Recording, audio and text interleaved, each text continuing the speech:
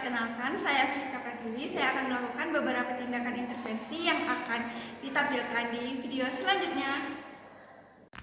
Halo semuanya, perkenalkan saya Friska Pratiwi. Kali ini saya akan menjelaskan bagaimana cara mengukur tekanan pernafasan. Yang pertama yaitu pastikan tangan pasien berada di depan dada pasien. Kemudian tangan kanan kita diletakkan di atas tangan pasien di bagian dadanya. Sedangkan tangan kiri kita berada di tangan pasien yang tergeletak di samping untuk memegang arteri. Diletakkan di arteri agar kita bisa merasakan detak dari arteri tersebut, serta tangan kanan agar kita bisa merasakan denyut dari dada tersebut. Yang kedua yaitu duduk semi Fowler yang berguna untuk mempermudah pernapasan, mengurangi sesak napas, serta meningkatkan saturasi oksigen pada pasien dengan masalah paru-paru atau jantung. Yang pertama, kita akan meletakkan bantal pada kaki pasien guna agar pasien tidak merosot saat melakukan duduk Fowler. Kemudian kita akan menaikkan sanggahan kepala pada ranjang pasien dengan rentang jarak 35 sampai dengan 40 atau 30 sampai 45 derajat. Saat menaikkan sanggahan kepala, pastikan pasien tetap rileks dan tetap merasa nyaman dengan tanyakan bagaimana keadaan pasien tersebut. Karena gravitasi ini membantu diafragma turun sehingga paru-paru bisa mengembang lebih optimal. Posisi ini membantu pasien dengan asma, gagal jantung, atau pasca operasi, memberikan rasa nyaman dan memperbaiki pertukaran gas. Kemudian kita beralih ke duduk Fowler, di mana posisi duduk Fowler merupakan posisi setengah duduk dengan sudut sandaran sekitar 90 derajat, di mana bagian kepala tempat tidur dinaikkan. Posisi ini dilakukan bertujuan untuk mempertahankan serta meningkatkan kenyamanan dan memberikan ruang pada pernapasan pasien. Selain dari hal tadi, posisi ini umumnya juga digunakan saat pasien buang air besar, makan, menelan, menjalani ronsen, atau untuk membantu pernapasan. Serta tetap perhatikan kenyamanan pasien dalam duduk. Kemudian saya akan menjelaskan cara bagaimana memasangkan nasal kanul atau selang oksigen. Hal yang pertama kita lakukan yaitu memasangkan selang pada tabung oksigen. Pastikan selang terpasang dengan benar. Kemudian atur dosis serta tekanan oksigen pada tabung tersebut. Kemudian lakukan pengecekan kembali dengan meletakkan oksigen pada tangan apakah oksigen telah keluar dengan benar. Kemudian setelah keluar dengan benar, maka kita akan pasangkan kepada phantom ataupun pasien. Pastikan pasien tetap nyaman dan rileks dan kita tidak menghalangi pandangan pasien dengan tangan kita. Pastikan bagian lebih pada selang tepat berada di filtrum pasien agar selang tidak melorot ataupun tidak jatuh, serta letakkan selang pada belakang telinga pasien lalu eratkan.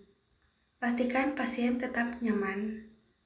Apabila pasien sudah merasa nyaman, maka selang sudah siap untuk digunakan. Apabila pasien tidak merasa nyaman, bisa menggunakan teknik selanjutnya dengan cara memasangkan pita pengencang pada bagian depan di bawah dagu pasien. Tetap pastikan pasien tetap nyaman dan meminta izin sebelum melakukan tindakan. Pastikan tali perekat tidak terlalu kencang ataupun tidak terlalu longgar agar pasien tetap merasa nyaman. Tanyakan kepada pasien bagaimana rasa nyaman tersebut. Baik, sekian penjelasan dari saya tentang pemasangan nasal kanul. Selanjutnya, saya akan menjelaskan bagaimana cara mengeluarkan sputum.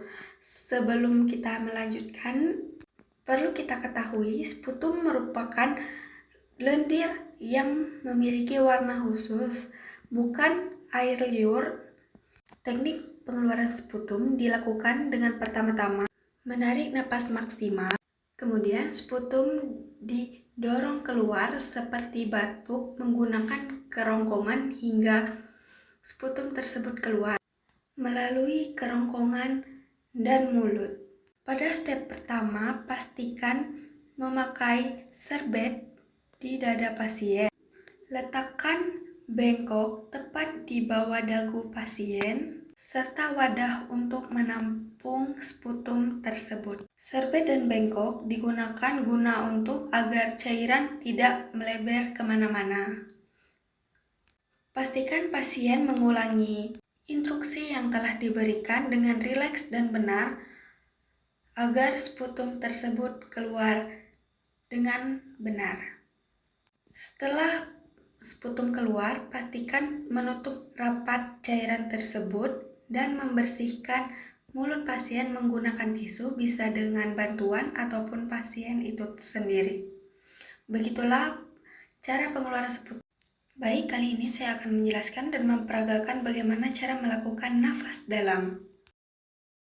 Hal yang pertama dilakukan yaitu menghirup napas menggunakan hidung hingga nafas terhirup secara total. Kemudian tahan napas selama 3 detik dengan hitungan sendiri. Kemudian nafas dihembuskan secara perlahan dengan mulut membentuk huruf U. Lalu pastikan pasien duduk dengan rileks dan tidak tegang. Pastikan pasien melakukan repetisi dengan benar.